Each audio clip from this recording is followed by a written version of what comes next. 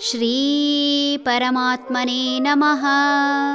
ಶ್ರೀಮದ್ಭಗವದ್ಗೀತಾ ಅಥ ದಶಮೋऽಧ್ಯಾಯಃ. ವಿಭೂತಿಯೋಗಃ. ಏತಾಂ ವಿಭೂತಿಂ ಯೋಗಂ ಚ ಮಮ ಯೋ ವೇತ್ತಿ ತತ್ವತಃ ಸೋವಿಕಂಪೇನ ಯೋಗೇನ ಯುಜ್ಯತೆ ನಾತ್ರ ಸಂಶಯಃ. ನಾನು ಹೇಳುವ ನನ್ನ ವಿಭೂತಿ ಹಾಗೂ ಯೋಗವನ್ನು ಯಥಾವತ್ತಾಗಿ ಯಾವನು ತಿಳಿಯುತ್ತಾನೋ ಅವನು ನಿಶ್ಚಯವಾದ ಯೋಗದಲ್ಲಿ ಸ್ಥಿತನಾಗುವನು. ಇದರಲ್ಲಿ ಸಂಶಯವಿಲ್ಲ. ಮನುಷ್ಯನ ಮನಸ್ಸು ಚಂಚಲ, ಕ್ಷಣ ಕ್ಷಣಕ್ಕೂ ಬದಲಾಗುವ ಮನಸ್ಸು. ಆಡಿಸದ ಆಟವಿಲ್ಲ, ಮಾಡಿಸದ ಕೆಲಸವಿಲ್ಲ. ಆರ್ಥಿಕವಾಗಿ ಬೆಳೆಯಬೇಕು, ಹೆಚ್ಚು ಸಂಪಾದಿಸಬೇಕು ಎಂಬ ಆಶಯ ತಪ್ಪಲ್ಲ.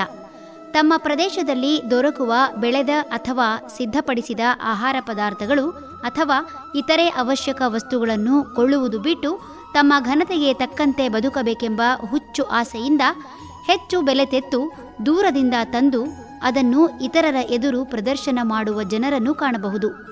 ಪ್ರಪಂಚದಲ್ಲಿ ಮೋಸ ವಂಚನೆ ಮಾಡುವವರು ಹಾಗೂ ಮೋಸ ಹೋಗುವವರ ಬಗೆಗೆ ಪ್ರತಿದಿನವೂ ತಿಳಿಯುತ್ತಿದ್ದರೂ ಮೋಸ ಹೋಗುವವರು ಹಾಗೂ ಮೋಸ ಮಾಡುವವರಿಗೇನೂ ಕಡಿಮೆಯಾಗಿಲ್ಲ.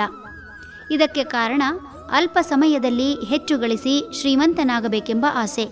ಮೋಸ ಮಾಡುವವರ ಹಾಗೂ ಮೋಸ ಹೋಗುವವರ ಇಬ್ಬರ ಮನಸ್ಥಿತಿಯೊಂದೇ ಎಂದರೆ ತಪ್ಪಾಗಲಾರದು.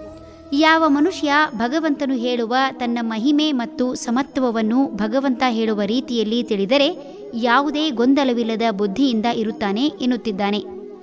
ಭಗವಂತನ ನುಡಿಯಿಂದ ಮನುಷ್ಯನಿಗೆ ಈ ಪ್ರಪಂಚದ ಪೂರ್ಣ ಜ್ಞಾನ ದೊರೆಯುವುದರಿಂದ ತನ್ನ ತಪ್ಪಿನ ಅರಿವಾಗಿ ತನ್ನ ಮನಸ್ಸೇ ಎಲ್ಲಕ್ಕೂ ಕಾರಣ, ತಾನು ಮೋಸ ಹೋಗಲು ಹಾಗೂ ಮೋಸ ಮಾಡುವವನು ಮೋಸ ಮಾಡಲು ಇಬ್ಬರ ಹಿಂದಿನ ಆಶಯ ಒಂದೇ, ಅದೇ ಲೋಭ ಎಂಬುದರ ಅರಿವು ಮೂಡುವ ಮೂಲಕ ಸ್ಥಿತಪ್ರಜ್ಞನಾಗುತ್ತಾನೆ. ಹರಿ ಓಂ ತತ್ಸತ್.